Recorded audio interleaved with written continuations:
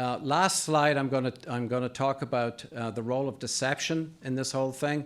I'm just going to talk about the two top, the top horizontal panels and the bottom horizontal panels. The diagonal panel, I don't have time to talk about, but it's kind of interesting.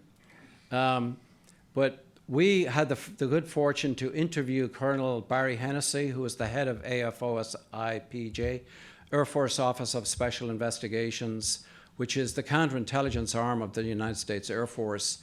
And its role is to protect special access programs and advanced technology. Its role is also to engage in deception and covert programs to mask the special access programs that they have. And frequently, according to Colonel Barry Hennessy, it's very, very common to use the UFO phenomenon in a deceptive way to perpetrate rumors, to perpetrate innuendo regarding, crashes of, advanced prototypes are turned into UFO crashes and stories about UFO crashes. We also asked him about the so-called Northern Tier sightings, which is that in the 1970s, we had Loring Air Force Base in Maine, Smith Air Force Base in Wisconsin, Malmstrom Air Force Base in Montana, Minot Air Force Base in North Dakota.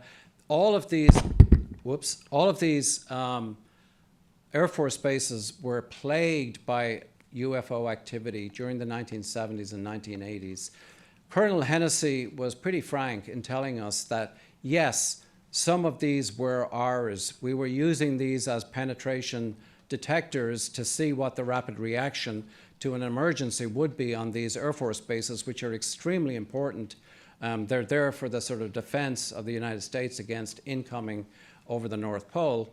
But he said a good, 50% of these cases, they had no idea who was invading their airspace. So the top panel here is basically saying that Colonel Hennessy was saying that there was very, very frequent deceptive programs that were being deployed to fool people into thinking that UFOs were there, where in fact it was just a cover for special access programs.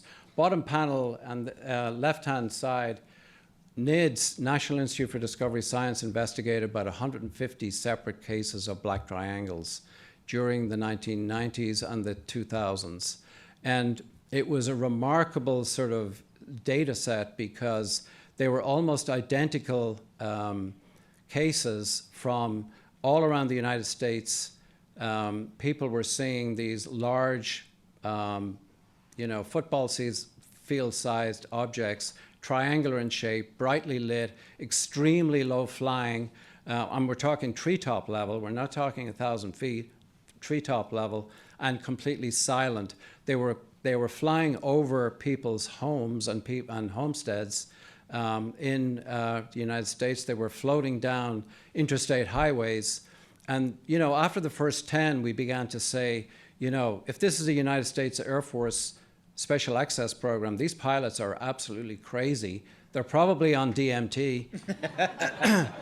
But after the first 100 cases, we began to realize, something else is going on. So the hypothesis we came up with was that, in fact, the phenomenon was probably mimicking special access programs because there is really no other explanation for these low-flying, they're incredible safety hazards for these low-flying aircraft to be literally treetop level over populated areas. It just would not happen.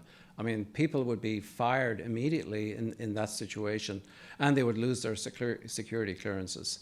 So bottom line is there are two lenses of deception for investigating UFO activity.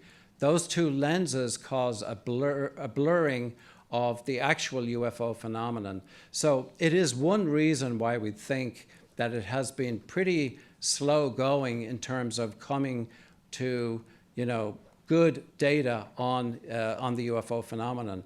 This phenomenon has been in our faces for 75 years, and we have not made a lot of progress in the investigation of this phenomenon. And one of the reasons, in our opinion, is that there are two layers of deception that you have to go through. This is not a normal scientific program. It's not a normal, this is not hematology, it's not immunology where you can kind of trust what you're studying. You can't trust what you're studying. And so I'm going to leave it at that. And